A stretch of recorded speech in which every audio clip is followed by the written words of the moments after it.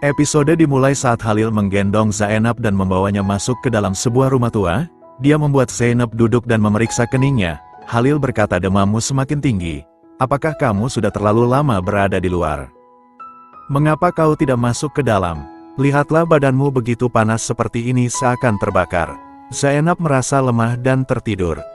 Di peternakan Nyonya Tulay merasa resah karena Zainab tidak memberikan kabar apapun. Merve berkata, cukup ibu, tenanglah sedikit. Nyonya Tulay bertanya, bagaimana aku bisa tenang? Aku tidak tahu di mana Zainab dan bagaimana keadaannya. Dia mencoba menelepon Zainab namun tidak diangkat.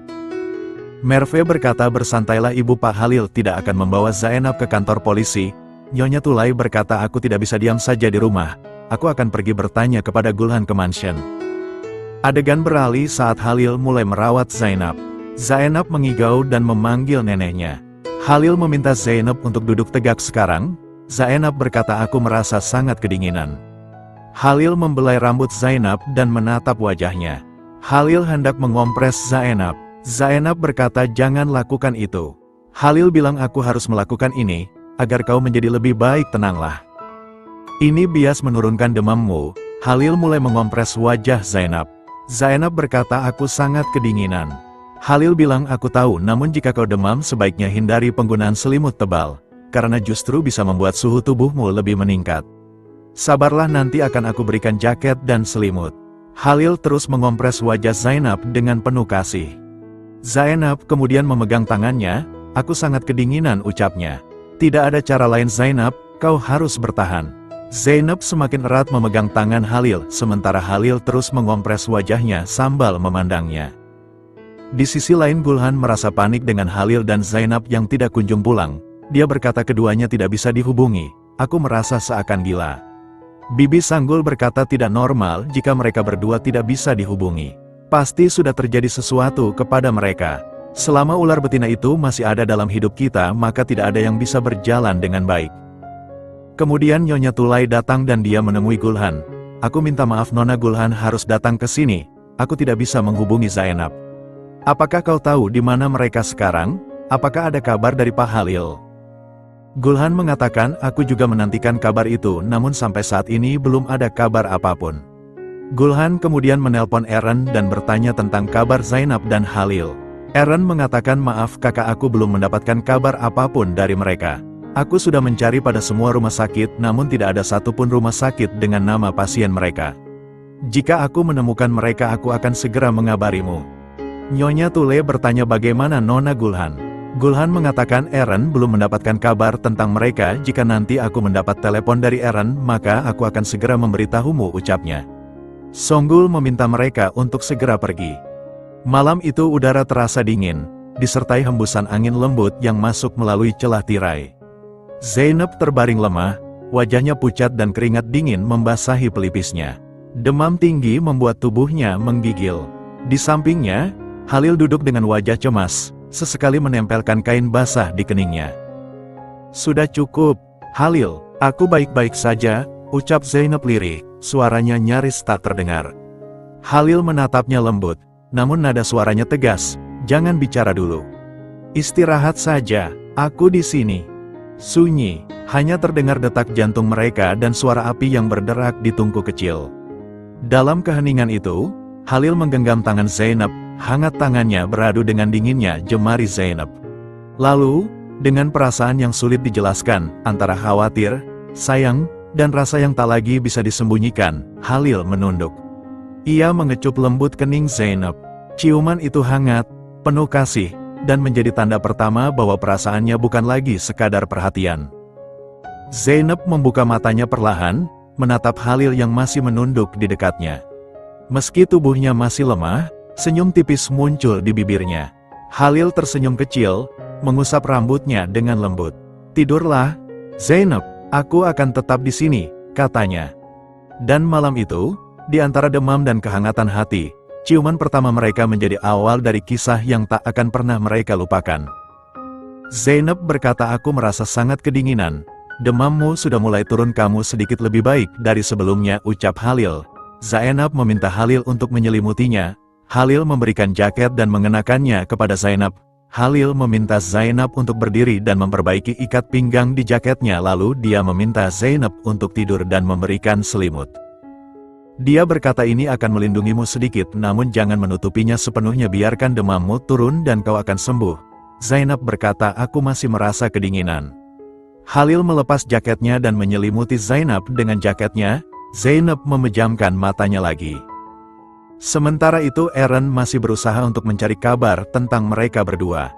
Dia menelpon setiap rumah sakit dan bertanya tentang mereka.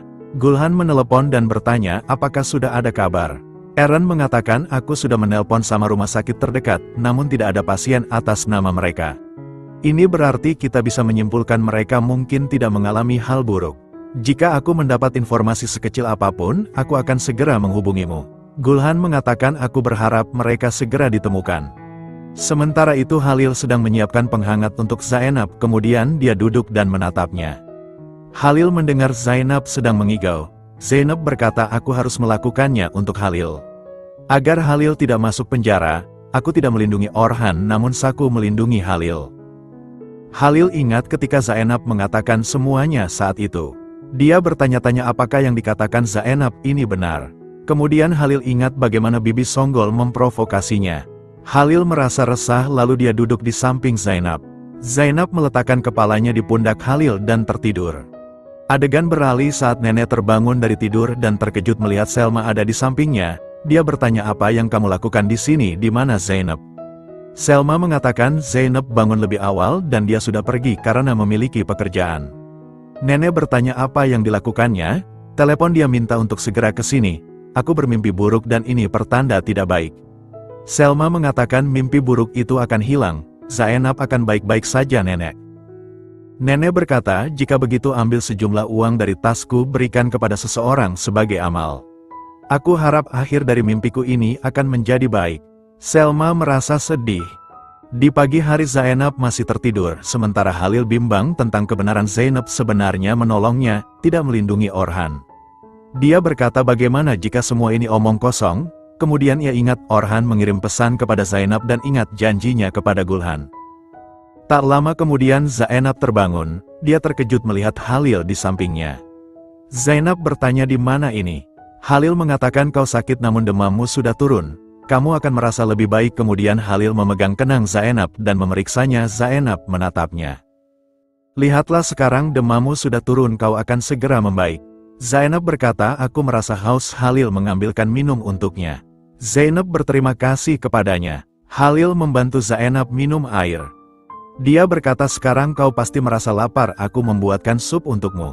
Halil mengambil sup itu dan memberikannya kepada Zainab. Makanlah selagi masih panas. Terima kasih banyak, ucapnya Zainab. Dia bertanya apa yang sebenarnya terjadi padaku. Aku tidak ingat apapun. Halil mengatakan kita mengalami kecelakaan mobil dengan mobil dan kita harus tinggal di sini. Di sini kamu sakit. Zainab berkata ini sangat aneh, mengapa aku tidak mengingat apapun. Halil memintanya untuk memakan supnya atau itu akan segera dingin. Zainab menurutinya, lalu bertanya apakah ibuku tahu kita di sini. Halil memberitahu bahwa ponselnya tidak berfungsi di sini karena tidak ada sinyal, jadi aku tidak memberitahu siapapun. Mereka pasti sangat khawatir, ucap Zainab. Halil berkata aku akan mencoba mencari bantuan sekarang. Kau duduk dengan tenang di sini dan beristirahatlah. Minum supmu sampai habis. Zainab berkata aku ingin pergi bersamamu. Halil melarangnya, kau belum kuat untuk berjalan. Zainab berkata namun aku akan mencoba. Jika begitu habiskanlah supmu, kamu sangat lemah. Bagaimana jika kamu lapar nanti? Kamu bisa saja pingsan di jalan dan aku takut tidak bisa menangani situasinya nanti. Zainab menghabiskan sup itu. Adegan beralih di rumah Halil. Gulhan masih menunggu mereka datang. Tekin menghampirinya dan memintanya untuk beristirahat sebentar. Aku akan membawamu ke kamar. Gulhan mengatakan satu hal yang bisa aku lakukan saat ini hanyalah menunggu. Aku tidak akan pergi ke kamar. Aku akan menunggu mereka datang. Beralih saat Zainab dan Halil membereskan rumah itu dan bersiap untuk pergi. Zainab bertanya apakah jaketmu ini selalu aku pakai. Halil berkata kamu kedinginan makanya aku memberikan zakat ini kepadamu. Zainab meminta maaf karena telah merepotkannya. Halil berkata aku tidak repot. Zainab memberitahu saat aku demam, ibuku selalu mengatakan bahwa aku suka berbicara tentang masa lalu. dia selalu mendengarkanku bahkan sampai pagi. Apakah aku mengatakan sesuatu semalam, tanya Zainab kepada Halil. Halil berkata, jika kau sudah merasa lebih baik, mari kita pergi sekarang. Mereka keluar dari rumah itu. Zainab merasakan udara segar dan berkata, udara di hutan ini sangat bagus. Aku sangat suka berada di tempat seperti ini. Zainab hendak berjalan, namun dia terjatuh. Halil menangkapnya tepat waktu mereka pun saling menatap.